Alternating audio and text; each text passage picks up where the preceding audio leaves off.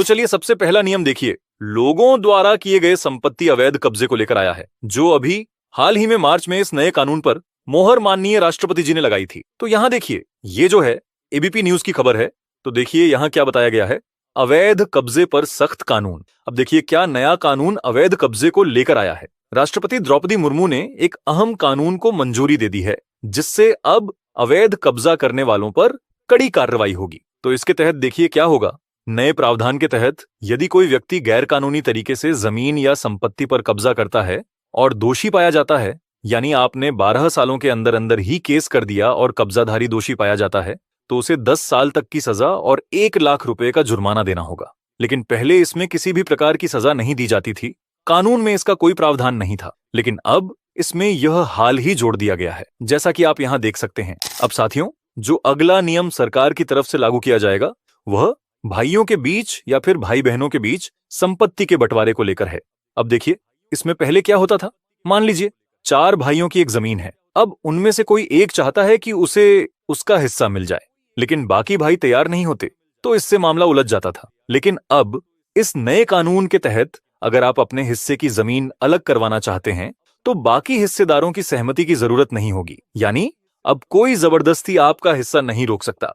तो अब यहां देखिए, आपसी सहमति से बंटवारा नहीं वाले जमीनों का ऐसे होगा बंटवारा।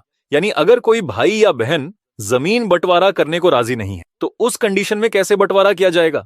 यहां देखिए, नए कानून के अनुसार पति पत्नी को छोड़कर सभी संयुक्त भू मालिक, चाहे वे खून के रिश्ते में ही क्यों ना हो, और साथियों यह नया नियम पति पत्नी को छोड़कर हर किसी पर लागू होगा। ठीक है, तो आगे देखिए, चाहे वे खून के रिश्ते में ही क्यों ना हो, उन्हें संबंधित सहायक कलेक्टर एवं तहसीलदार के नोटिस जारी करने की तिथि से 6 माह के भीतर बंटवारे का राजीनामा पेश करना होगा।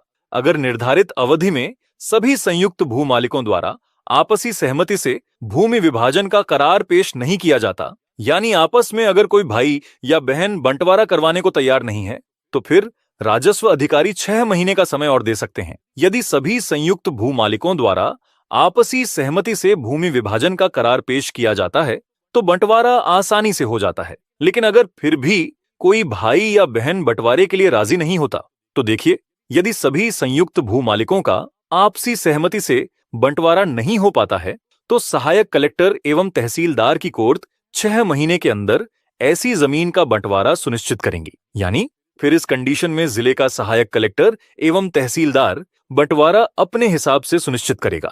अब साथियों, अगला नियम सभी माता पिता के हित में सरकार द्वारा लिया गया है। तो इसमें देखिए, संपत्ति पाकर माता पिता की सेवा न करने वाले बच्चों से वापस ली जा सकती है संपत्ति। तो ऐसे बच्चे जो अपने मां बाप से संपत्ति अपने नाम करवाकर उन्हें अकेला छोड़ देते हैं या उनकी देखभाल सही से नहीं करते, उन्हें किसी भी प्रकार की परेशानी होती है, तो इसके लिए सुप्रीम कोर्ट का आदेश आया है कि अब माता पिता अपने बच्चों से संपत्ति को वापस भी ले सकते हैं। तो यहां देखिए, इसमें सुप्रीम कोर्ट का कहना है कि अगर गिफ्ट डीड में यह न भी लिखा हो कि संतान भविष्य में माता पिता का ख्याल रखेगी, तब भी इसे आधार बनाकर लापरवाह संतान को संपत्ति पर काबिज नहीं रहने दिया जा सकता। तो यह भी एक बड़ा फैसला सरकार ने लिया है। अब साथियों, अगले बड़े नियम संपत्ति में बेटियों के अधिकार को लेकर आया है। क्या बेटी को संपत्ति में एक हिस्सा देना अनिवार्य होगा? तो इसके लिए देखिए क्या नियम बनाया गया है। वैसे तो माता पिता की संपत्ति में बेटी का जन्मजात अधिकार होता है, चाहे वह अविवाहित हो या शादीशुदा हो। इसी के साथ पैतृक संपत्ति और पेरेंट्स की आय से खरीदी गई प्रॉपर्टी, दोनों में ही बेटी का हिस्सा होता है। अगर पेरेंट्स वसीयत किए बिना गुजर जाएं, यानी माता पिता की मृत्यु हो जाए, तब भी बेटी को बराबर हिस्सा मिलेगा।